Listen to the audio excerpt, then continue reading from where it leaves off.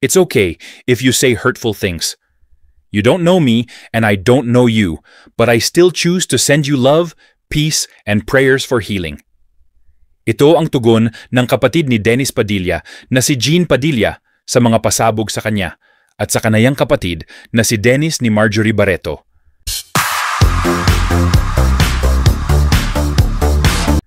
Kaliwat ka ng batikos ang natatanggap ngayon ng komedyanteng si Jean Padilla matapos ilantad ni Marjorie Barreto na hindi siya imbitado sa kasal ng anak na si Claudia Barreto.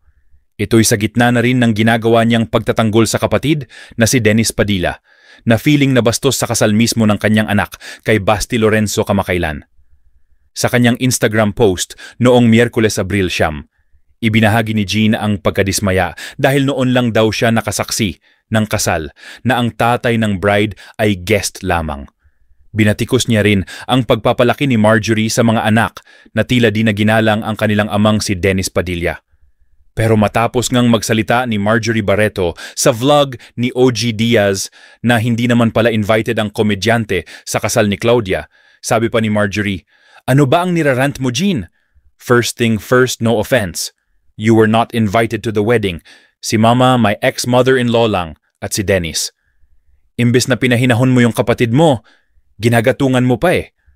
Alam mo bigla kang nag-post, it's just so, hindi ka invited, Jean eh. With all your due respect, my daughter has no recollection of you.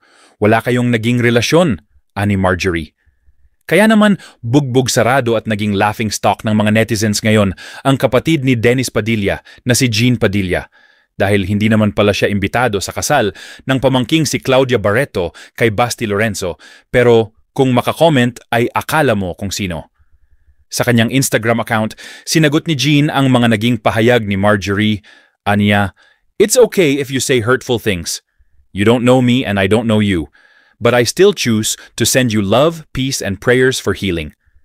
Agad naman nag-reply sa post ang kanyang kapatid na, "Si Dennis anito sa kapatid, Dear Jean, wala kang mali, nagbigay ka lang ng suporta sa akin dahil naramdaman mo ako, salamat," sabi ni Dennis kay Jean.